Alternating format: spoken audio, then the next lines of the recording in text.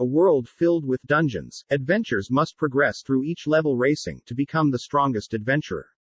In the dungeons we see a minotaur cornering our young protagonist. With no hope he's saved by a blonde girl cutting down the minotaur right in front of him. Having been graced by her presence, our protagonist Bell Cranel heads back to the guild to learn about the mystery lady. The girl, Aiz Wallenstein, hails from a different party, the Loki familiar, and is currently level 5 compared to Bell's level 1. Heading home, Bell is greeted by his goddess Hestia as he's the only member in her familia. Worried by Bell's near death, Hestia treats the Bell to some delectable potatoes. Later that night she straddles Bell's back only to update and determine Bell's progress as an adventurer. As Bell heads off disappointed in his growth, Hestia smirks knowing Bell has finally acquired his first skill, Realis phrase. Heading out bright and early, Bell is greeted by a maid gifting him a bento, a lunchbox, in exchange for him promising to stop by later. Entering the dungeon he begins imagining his idol, Aiz, cheering him on allowing him to rapidly grow his stats. Jealous at this predicament, Hestia leaves Bell alone whilst he revisits the bar, as promised. Introducing herself as Seer Flover, Bell is roped into spending a lot whilst Seer flirtatiously thanks Bell for the huge tip. Interrupted, Bell realizes he's in the presence of the Loki familiar, including the sword princess Aiz. Laying low, he's slandered as one of the Loki members ridicules Bell's helplessness in the dungeon, having to be saved by Aiz.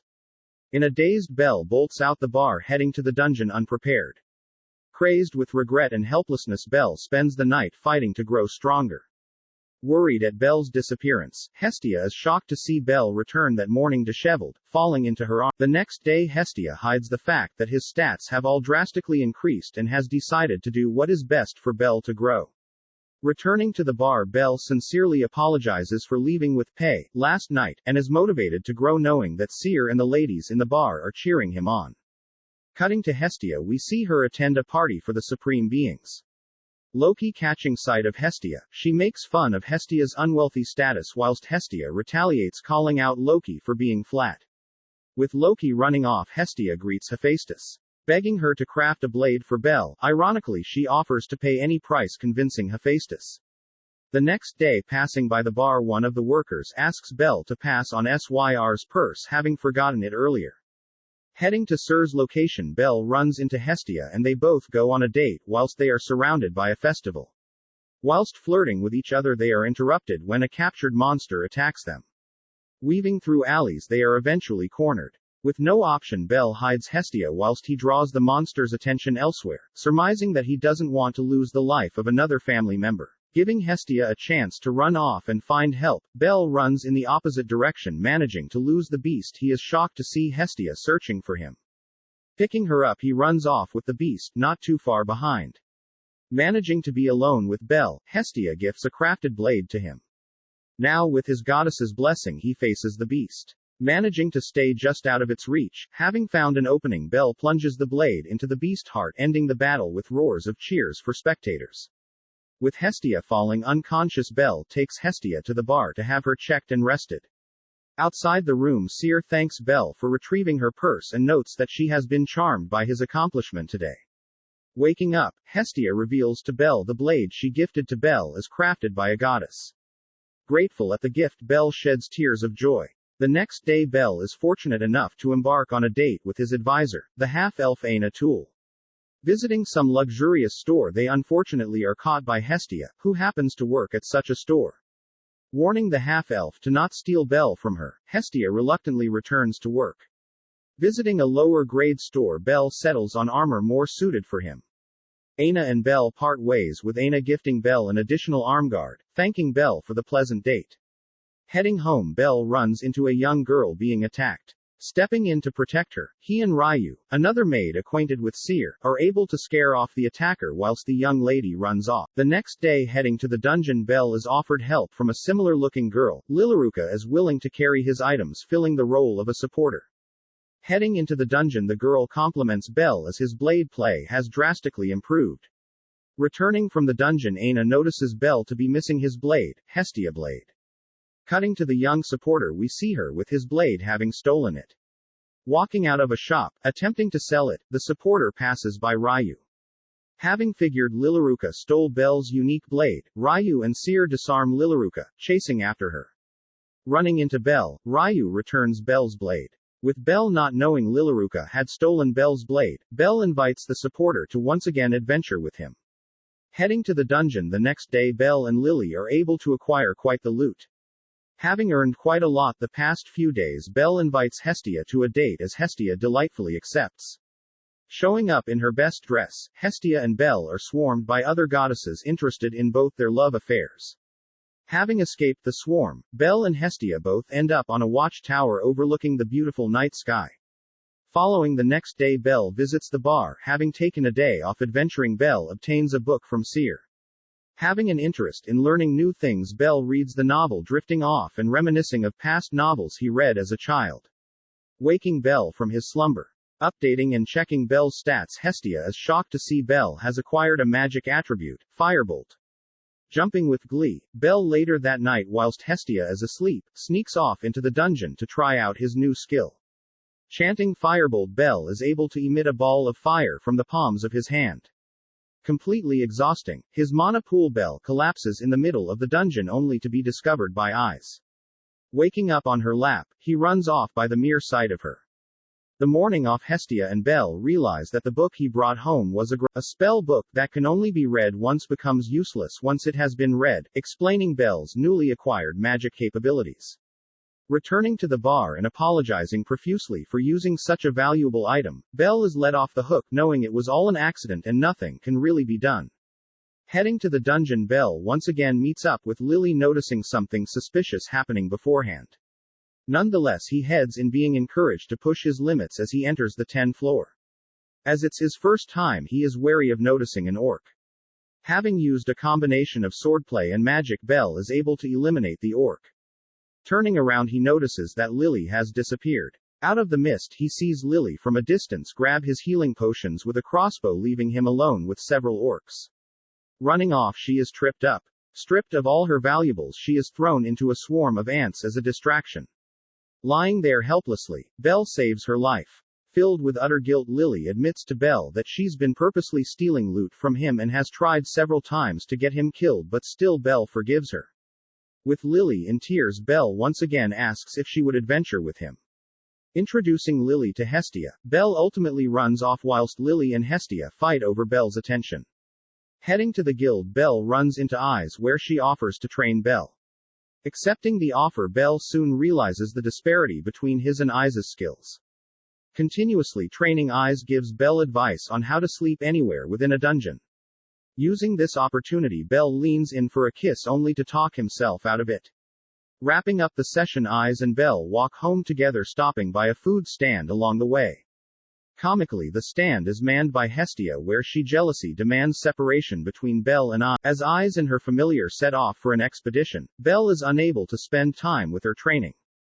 Bell and Lily instead head into the dungeons to train. Heading to a familiar floor, they are shaken when Bell encounters a minotaur at such a safe floor. Buying time for Lily to escape, Bell helplessly defends. Running around the minotaur by time Aiz arrives, offering to slay the minotaur. Completely broken, Bell stands demanding that he'll be the one to kill the beast. Stepping forward, Bell picks away at the minotaur with little to no effect. Not wanting to see the boy suffer anymore, a member of the Loki family attempts to kill the beast only to be stopped by Aiz, wanting to see Bell's improvements. Strangely, Bell's movements become more fluid. Parrying blows from the minotaur, Bell is able to disable one of its arms, forcing it to drop its weapon. Using the minotaur's weapon against him, Bell slices openings into the minotaur.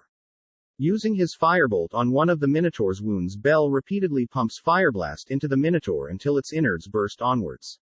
Having slayed the minotaur, Bell falls unconscious, standing upright, having no ounce of energy to move. Impressed, the Loki familiar learns that Bell has maxed out all of his stats, all being S rank. Hearing of Bell's feats, Hestia is proud of Bell. Due to Bell's recent achievements, he is able to level up, achieving level 2 in only a month and a half. Teasing Bell, Hestia informs Bell of obtaining another skill, Argonaut. Heading to the same store where Bell first purchased his armor, Bell coincidentally runs into Welf Krazo, the creator of the armor. Establishing a contract, personally becoming Bell's blacksmith in exchange for Bell allowing Self to join his adventures, the three head off into the dungeon. Welf arguing with Lily ultimately causes Bell to use his Argonaut skill when Lily is in a Hestia informs Bell that his new ability is considered a one-time strike boost, increasing in strength the longer he charges his next strike. That evening Welf agrees to forge a blade for Bell out of the Minotaur's horn Bell obtained previously. The next day Hestia wishes Bell luck as Lily and Welf form a party with Bell. Encountering a fellow god, Takamikazuki, sending off his familiar Hestia and take both with each other's familiars the best. Exploring deeper territories Bell's party ultimately stumbles upon Take's party members wounded. Rushing into assisting Take members, Bell's party is betrayed as Take's party uses Bell as a distraction to escape from the swarm of monsters. With no escape Bell's party decides to run further deeper into the dungeon. Cutting to Hestia's perspective, she is informed by Takamikazuki that his party left Bell and his members to die. Forgiving them, she decides to go into the dungeon to save Bell, believing he hasn't already died. With volunteers from Take Group, Ryu and Hermes, a messenger god, they all form a search group. Back at Bell's party we see that the monsters take far more energy for the members to take care of. With Lily and Welf injured, Bell has no choice but to drag the both into deeper parts of the dungeon to avoid creatures. With his last ounce of energy he lunges into an opening on his current floor. Waking up he is met with Aiz informing him of this floor as a safe zone for adventurers. Reassuring his teammates' safety, Bell is introduced to two girls who've heard of Bell's heroic feats. Exploring the floor with Aiz, Bell and his party is invited to feast with the Loki familiar. After the feast Bell discovers Hestia and the search party having also arrived at the same floor. Greeting everyone, Bell's party chats with Take's party, detesting them for having used them as bait. Bell is ultimately able to reason that with Take's members surviving was for the best as Bell's party is still alive before heading to sleep. Aiz informs Bell of her familiars sharing a moment only for Hestia to jealousy interrupt. The next day Hermes tricks Bell into peeping on the ladies whilst they are bathing. Flustered Bell runs off. Later on, as Bell is seeing Aiz off, Hestia is captured by a rebel gang attempting to bully and humiliate the rising star Bell. With the search party members showing up to defeat the gang, Bell is also able to figure out the leader's tricks and defeat him. All of a sudden the floor boss is summoned. Rushing to the epicenter of the action, Bell can see fellow adventurers trickle away at the Titan's body. Infuriated, the Titan surrounds itself with a red aura beginning to fight back. With Ryu and Hermes' helper distracting the Titan, Bell is able to charge up a strike using Argonaut. Meeting Bell's, the Titan shoots a blast of his own.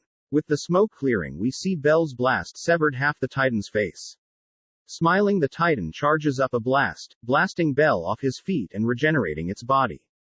With Bell unconscious, Hermes begins to repeat a story Bell's grandfather used to tell to him. Completely in a daze, Bell stands up grabbing a sword nearby. He begins charging up. With the help of every adventurer Bell is able to have his ability charged to the max and with a single cut he slices the Titan at the torso. Refusing to allow it time to regenerate, Bell destroys the creature's core, securing the victory. Celebrating, Hermes ushers to the god Zeus that his grandson has come so far. Thanks for watching. Check out one of our other videos. Like, comment and